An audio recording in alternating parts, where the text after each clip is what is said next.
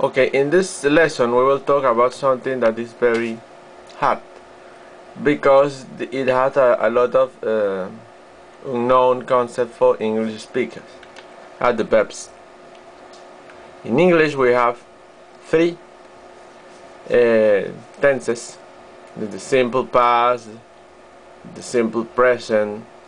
The simple past is the same for it doesn't change in English. The simple past change only for the third person singular and the auxiliary verb that you already know. But in Spanish we have a person, we have a number that is already used very little in English, but it exists in English grammar. They are the tenses, and it has a mood. The mood is also known as a grammar mode.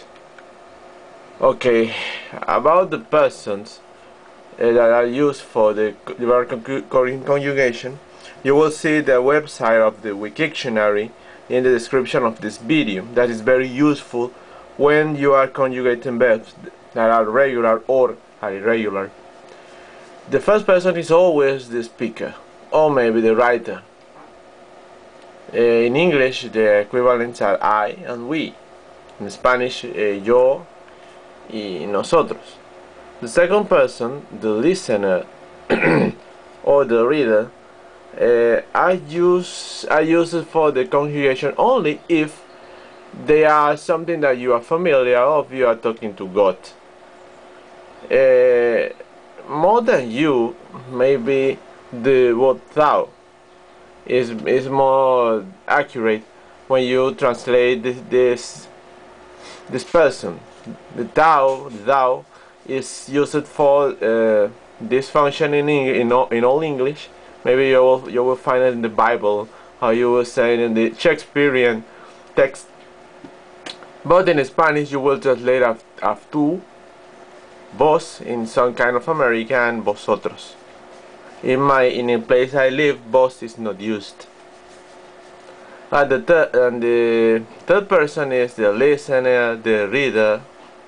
If you are not familiar with you don't know him, maybe a customer, maybe your boss. You know your boss, but you treat him with some kind of respect. Also, the person is someone else. The English equivalent for the third person is she, he, it, and they. But you in Spanish is used both with this kind of situation. But grammatically it behaves as a third person.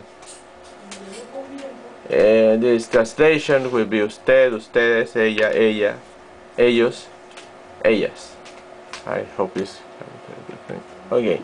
The number is the same in English. The singular if you are talking about one person or one item. You, she, you, I, you, he, she, it. It in Spanish really doesn't exist. It's replaced with he or she, él o ella, or este o esto. It depends of what kind of item you are talking about. The plural is more than one person or one item. The same in English. We, you, they. In Spanish would be nosotros, vosotros, ustedes, ellos, ellas. In American, the plural for the second person, for you in English, can be referred to the third person plural. For because it uses ustedes, not already saw in the previous slide. For the tenses, we have the past. The past would be simple past, but you will identify the ia, aba suffix. It's very equivalent to the progressive form, also the perfect form. It's also the imperfect, but it's not imperfect. It's because it's similar to or tend to be perfect. And we have the non-ia, non-aba suffix that you will fit in the verb conjugation in the Wikictionary. Also, we have the present.